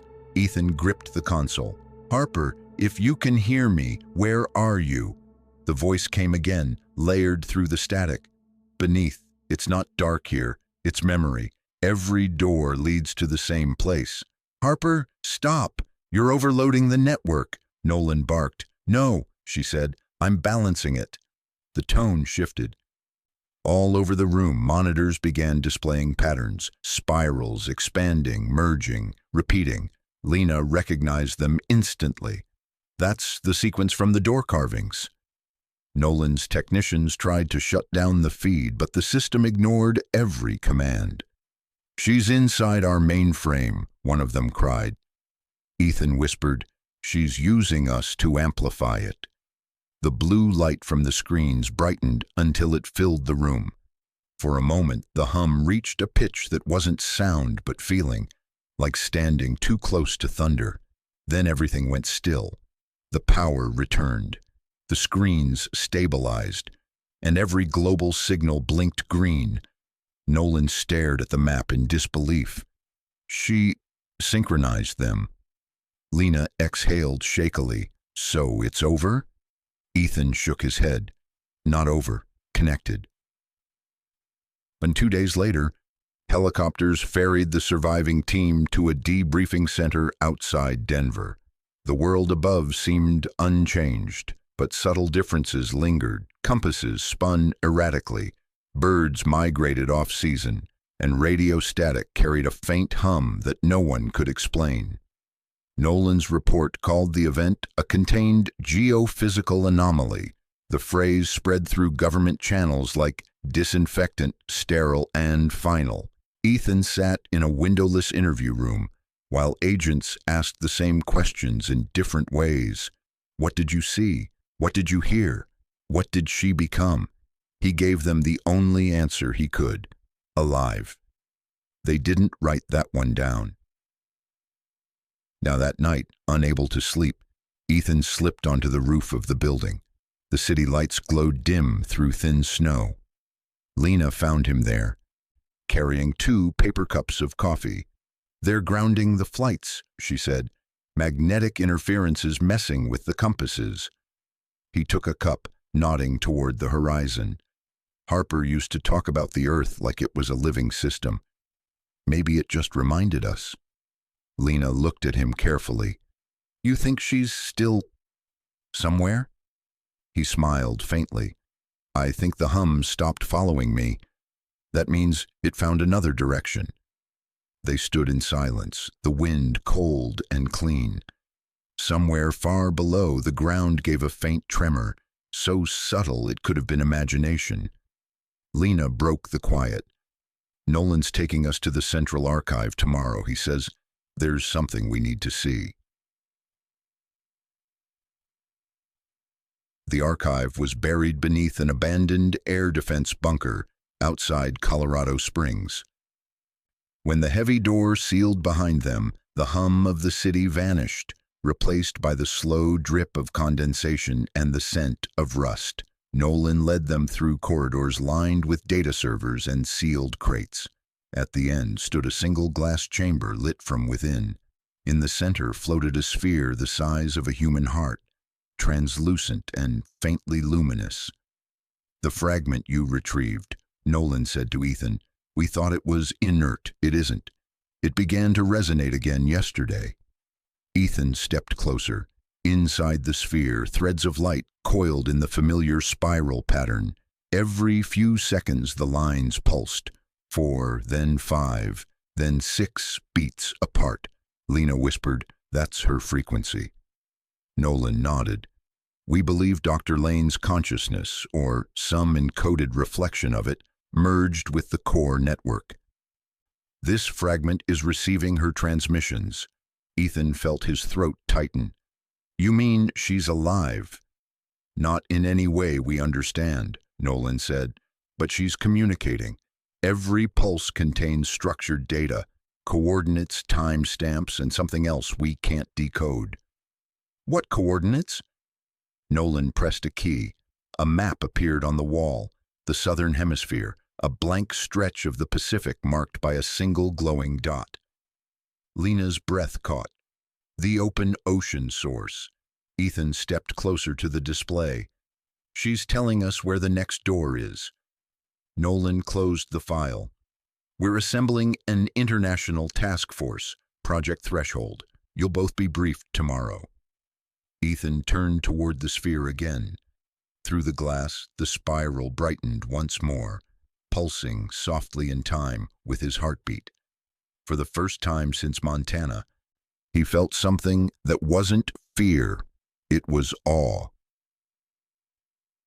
Later, alone in his quarters, he listened to the faint buzz of the facility's ventilation. Beneath it, almost too quiet to notice, came another sound. 6 slow pulses, then silence, then 6 again. He smiled sadly. I hear you, Harper. Outside, snow began to fall over Colorado, the flakes glimmering faintly blue as they caught the light, each one marked by a microscopic spiral no one else would ever see. The ocean looked endless from the transport plane. Ethan pressed his forehead against the small circular window as gray clouds drifted over the North Atlantic. Somewhere below, under miles of frozen water, lay the coordinates Harper had transmitted before vanishing. 20 minutes to Reykjavik, the pilot's voice crackled through the speaker. Lena sat beside him, camera resting on her lap, its red recording light blinking despite the turbulence. Feels strange, doesn't it? She said, following a ghost across the planet. Ethan smiled faintly. She's not a ghost, just changed addresses. Across the cabin, Director Nolan scrolled through reports. The man never seemed to rest. Since the Denver debriefing, his operation had expanded. Multiple governments, covert funding, and a new name painted on the cargo crates, Project Threshold. He looked up from his tablet. Satellite imagery confirms residual heat signatures under the Thingvellir Glacier. We'll establish base camp at the fissure where the last readings came through. Lena adjusted the lens on her camera. You think another door's buried there? Nolan's tone was matter-of-fact. If it isn't, we'll find what's replaced it. By nightfall, they stood on the ice. The camp was a patchwork of tents, generators, and blinking sensors stretching across a frozen plain that glowed faintly under the northern lights. Ethan inhaled deeply. The air here felt charged, almost electric, as though the glacier itself were humming at the edge of hearing. A scientist in a white parka approached, Dr. Emmett Graves, a physicist with kind eyes and a weathered face. You must be Cole, he said, shaking Ethan's hand. Heard you're the one who started this symphony. Ethan managed a wry smile. Would have preferred a quieter tune. Graves chuckled. Too late for that. The whole world's vibrating in E-flat now. He handed Ethan a tablet displaying seismic maps. We've been recording harmonic tremors beneath the glacier for 72 hours. They're not random. They form a repeating sequence, the same pattern found on your Montana data. Ethan frowned. You're saying Harper's message reached here already? Graves nodded. And beyond. We've received faint echoes from Chile, the Pacific, and somewhere under Antarctica. Whatever she did, it linked them all. Lena joined them, shivering. So the Earth's talking to itself? Maybe, Graves said. Or maybe it's answering someone else. That night, the aurora burned brighter than Ethan had ever seen, green and blue waves shimmering across the ice. He stood alone at the edge of the fissure, staring down into the darkness, where light from the camp didn't reach. He could almost hear her voice again. Every door leads to the same place. Snow crunched behind him. Nolan approached, hands in his coat pockets. You should rest. Can't, Ethan said. It's too quiet. Nolan gave a short laugh. That's the first time anyone's called this quiet. Ethan turned toward him. You ever think we shouldn't have followed her? That maybe she was trying to end this, not continue it? Nolan's eyes were unreadable. And if she was, you'd still be here. People like you always chase the noise. Ethan looked back toward the fissure, because if we don't, it finds us. The next morning, Graves and his team drilled deep into the ice, inserting resonance sensors and thermal probes. Around noon, one of the sensors emitted a sharp chirp. Graves checked his readings. We hit something, metallic reflection at 640 meters. Nolan leaned over his shoulder. Depth charge? Graves shook his head. No, perfectly circular echo, radius consistent with the Montana door. Lena lifted her camera, zooming in on the ice borehole as a faint blue shimmer pulsed beneath the surface. It's responding already, she whispered. Ethan felt the vibration through his boots. Gentle, rhythmic, familiar. 6 seconds apart, he said softly. She's calling again. By midnight, the ground tremors intensified. Sensors screamed with overlapping data streams, readings jumping across the screens. Something's coming through, Graves said, voice tight. The ice temperature just spiked 20 degrees in under a minute. Get everyone back, Nolan ordered. The fissure split with a sound like thunder muffled by water. A plume of mist erupted, glowing blue from within. Lena kept filming even as wind blasted across the camp, tearing tents from the ground. Ethan grabbed her, pulling her behind an overturned generator. Through the swirling mist, a shape began to form. Smooth, circular, and impossibly precise. Another door, half buried in the glacier, its spirals glowing like molten lines. But this one was different. It wasn't closed. A narrow vertical slit gaped open, releasing a stream of light that rose into the sky like a beacon. Harper's voice echoed faintly through the radio static. It's awake, Lena gasped. Did you hear that? Ethan nodded, staring into the light. She's here. Nolan shouted into his radio. Containment drones, move in now. Metallic spheres whirred into the air, projecting containment fields that flickered against the blinding glow. Graves shouted over the roar. You can't contain it. It's energy, not matter. Do it anyway, Nolan barked. The drones fired their energy nets, streams of light weaving into a geometric lattice around the fissure. For a moment, it worked. The glow dimmed. The ground steadied. Then the ice cracked again, splitting outward in perfect concentric circles. Ethan fell to one knee, clutching his head as the hum filled his skull. Images flashed behind his eyes. Cities under oceans, spiraling towers of stone, doorways pulsing in endless rhythm. He heard Harper's voice clearer now, woven through the sound. Ethan, stop fighting it. You can't hold the tide. He shouted back, then what do we do? Her answer came not as words, but as a vision. The earth itself, veins of light running through its crust, each door a heartbeat sinking to a single pulse. When he opened his eyes, the light was gone. The fissure was still. The hum had vanished. Nolan lowered his radio. What just happened? Graves stared at the readouts. The network shut itself down, total silence. Ethan looked toward the horizon, where the aurora had faded to gray. No, he said softly, it's not silence. It's listening. Now that night, the camp was eerily calm. The wind had stopped entirely. The air felt heavy, as if the world were waiting for something. Lena sat by the heater, reviewing the last footage. The final frame before the light vanished showed a single image. Harper's face, eyes closed, smiling, reflected in the ice. Ethan touched the screen. She's guiding it. Whatever's coming next, she's leading the way. Nolan entered the tent, expression tight. Get some sleep. Tomorrow we head south. South? Lena asked. He nodded. The signal reappeared 2 hours ago, this time in Chile. Our instruments show another door waking under the Atacama Desert. Ethan stood slowly. Then that's where this ends. The flight south crossed half the world in silence. Below the clouds, Iceland's glacial blues faded into the dry reds of the Andes.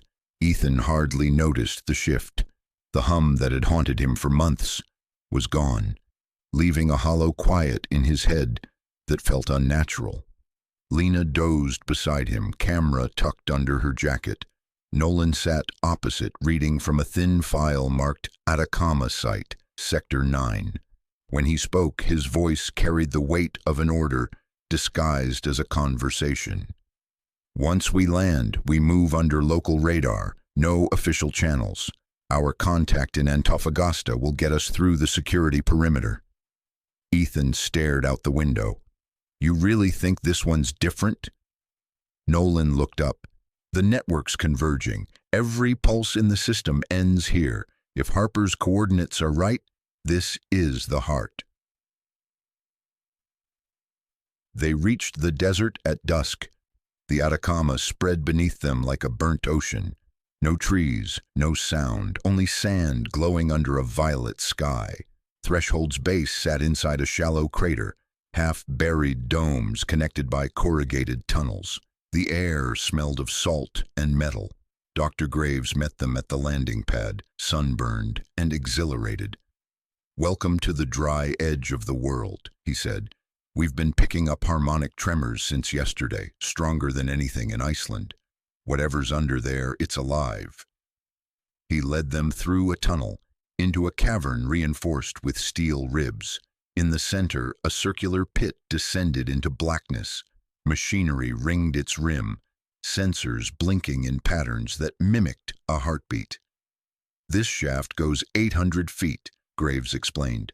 At the bottom, solid quartz fused into bedrock, a perfect sphere 200 meters across. The readings are identical to your Montana door." Nolan's gaze stayed fixed on the pit. "Begin resonance testing. Increment by half frequency every 30 seconds. Graves hesitated. "You sure?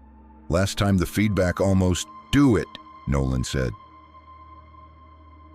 The first pulse rolled through the cavern, deep and steady. The walls seemed to breathe. Ethan felt the vibration climb his spine. After the third pulse, the quartz below responded. One long note, harmonic, almost musical. "Resonance established," Graves said, eyes wide. "It's singing back." Lena adjusted her camera. "It's the same tone Harper used to emit in the lab." Ethan stared into the pit. "She's still guiding it." The fourth pulse came, and this time the response wasn't sound but light. A faint blue glow rose through the shaft like smoke, swirling until it touched the ceiling. Dust turned to glass where it passed. Graves whispered, "The entire crust's resonating. I'm reading synchronization from Iceland, Montana, and the Pacific all at once." Nolan snapped, "Shut it down." "I can't. It's drawing power from outside the system." The generator screamed as the glow brightened, filling the cavern with brilliance. For a second, the team saw shapes moving within the light, vast silhouettes shifting like waves under glass. Lena's voice trembled. "Ethan, do you see them?" He nodded. "They're not things, they're patterns, data streams." Harper's voice slid through the roar, clear and calm. "Don't fight it, you asked for answers." The ground convulsed, instruments shattered, then everything went black. When Ethan opened his eyes, he was lying on the desert floor under an orange dawn. The camp was in ruins, equipment scattered, domes collapsed, sand melted into rippling glass. Lena crouched beside him, coughing from dust. "You alive?" she rasped. "Mostly." He sat up, wincing. The air shimmered above the crater like heat rising from asphalt. Nolan and Graves were arguing near the wreckage of a generator. Ethan staggered over. "What happened?" Nolan's face was gray. It didn't explode. It folded. The sphere's gone. There's an empty cavity where the quartz used to be. Graves added quietly, and something's replacing it. They peered over the edge. The pit no longer ended in darkness. It glowed from within, a slow rotation of light forming what looked like a massive eye staring upward. Around its rim, faint lines of blue fire traced symbols that matched the spiral on Harper's hand. Lena whispered. She opened it. Ethan felt no fear, only recognition. No, she finished it. The eye blinked once. A ripple of air swept outward, warm and electric, racing across the desert like invisible wind. The hum returned, not deafening but soft, a vibration in every direction at once. Graves clutched his sensor pad. The signal's global, every door's pulsing together. Whatever she built, it's complete.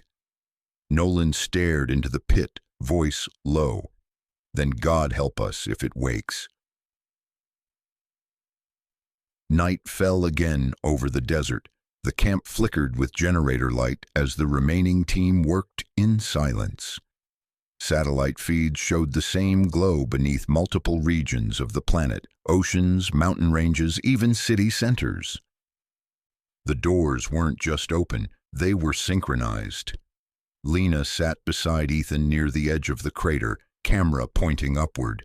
The sky above shimmered faintly blue, as if the stars themselves were vibrating. "Do you think she's still out there?" she asked. He didn't answer right away. "She's everywhere the signal goes. Maybe she always was." Lena lowered the camera. "And what are we supposed to do now?" Ethan looked toward the crater, the faint hum echoing in his bones. "Find out what it wants before it decides for us." A single tremor rippled through the ground, gentle, almost like a heartbeat. The desert wind carried a whisper that sounded too human to be imagination. "Close the last one." Ethan turned to Lena. "You heard that?" She nodded slowly. "The last one? Where?" He looked south, toward the horizon where the mountains met the sky. "Antarctica," he said quietly. "That's where it ends." The world had grown too quiet. Weeks after the Atacama incident, compasses still twitched, and the faint hum threaded through every radio band on Earth. News networks called it the resonance anomaly. Governments denied everything. Only Project Threshold knew it was counting down. At the southernmost edge of the planet, a storm raged over the Weddell Sea. A gray cargo plane fought through the wind, its hull vibrating as if in sympathy with the pulse that had circled the globe for months. Ethan sat strapped between crates marked Project Threshold, Sector 0. Lena dozed beside him, her camera resting on her knees.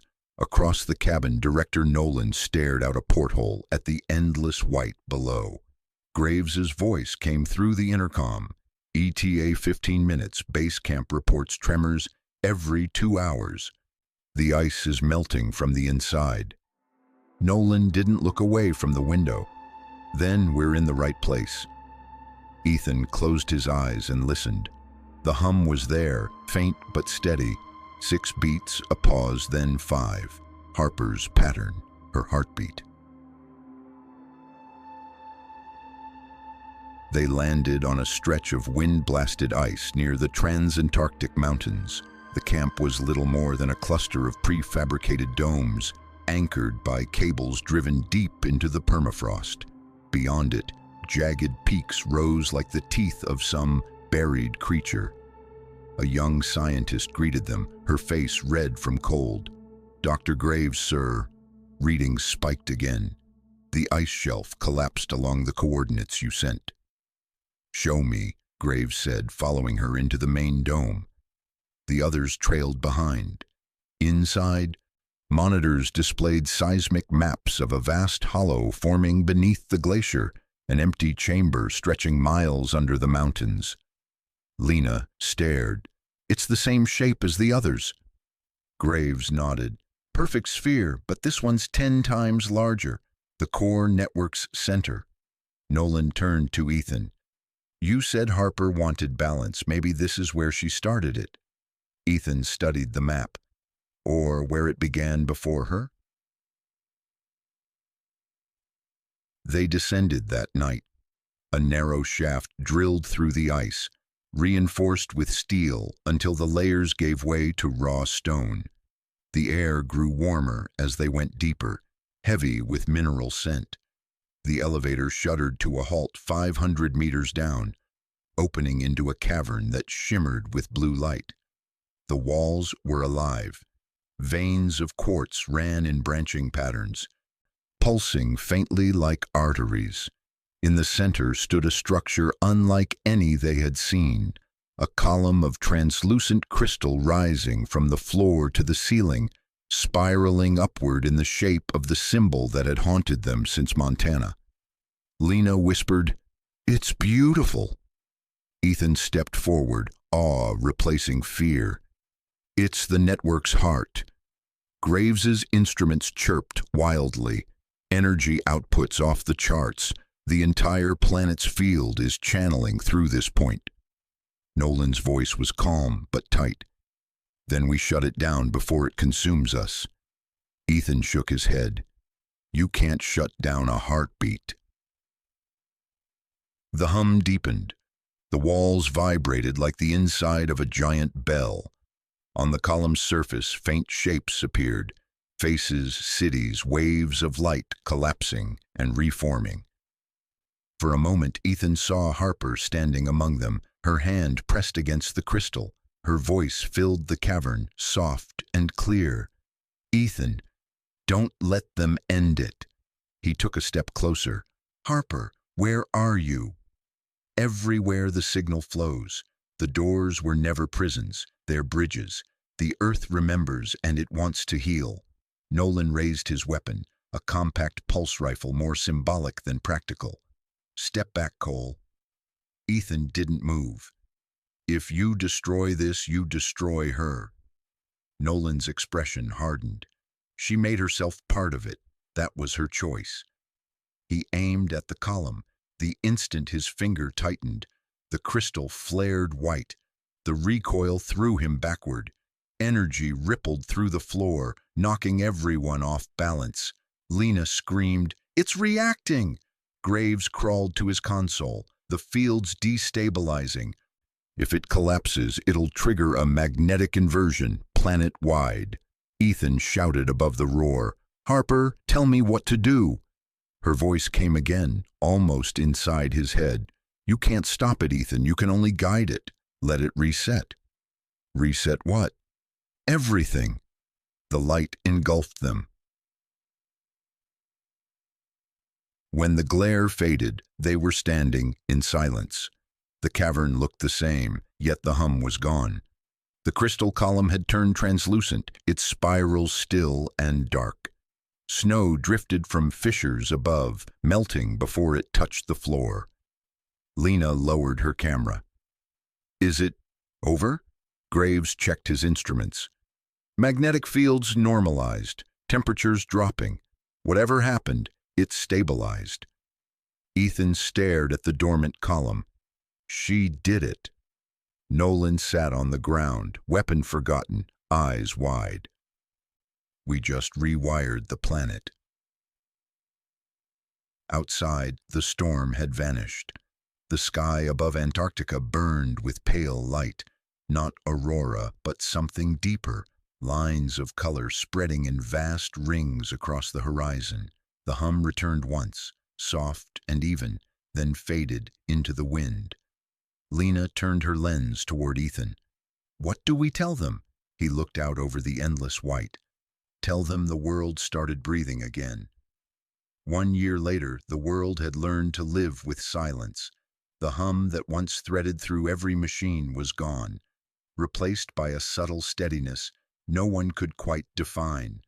Clocks ran truer, storms eased faster, and deep-sea currents shifted as though something vast beneath the crust had exhaled in relief.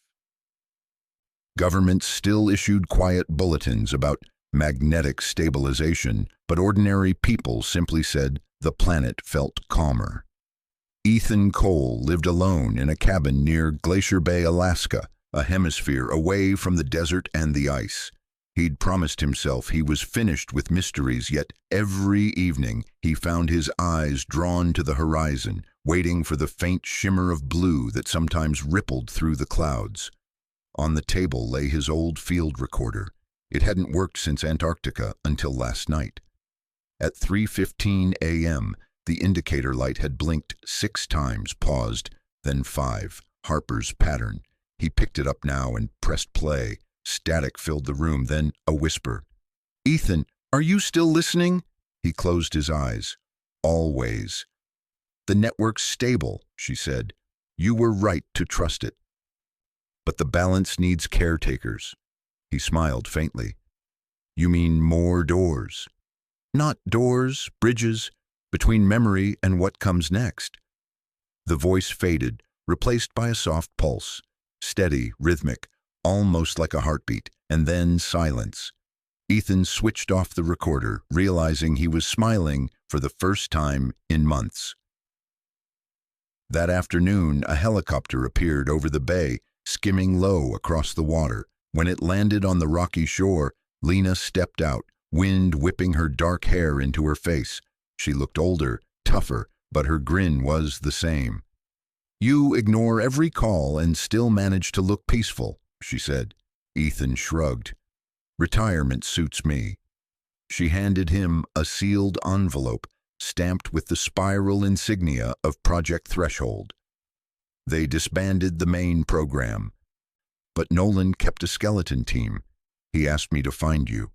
"Why?" "Because of this." She opened her laptop. On the screen played a satellite feed. Antarctica again, but changed. The ice over the site had receded to reveal a vast, circular basin, glass smooth and luminous even under cloud cover. At its center pulsed a faint ring of light. "It started 2 weeks ago," Lena said. "Same frequency as Harper's last transmission." Ethan studied the footage in silence. "An invitation?" Lena nodded. "They want you to go back." He looked out across the bay where the ocean met the fading light. "I promised myself I wouldn't." "Maybe promises don't apply anymore," she said softly. "Maybe we just finish what she began." They returned to Antarctica in midsummer, though the word summer meant little there.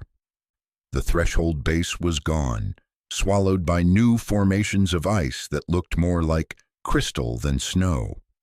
Only a single path remained, a corridor of frozen light leading toward the basin. Nolan was waiting beside a portable command station. He looked thinner, grayer, but his eyes still held that unyielding focus. "Cole," he said, "I wasn't sure you'd come." "I wasn't sure either." Nolan gestured toward the basin. "Whatever she left down there is still active. We've picked up low-frequency transmissions encoded with the same Fibonacci patterns. If it's truly her, she's rewriting the network from within." Lena unfolded her tripod and started filming.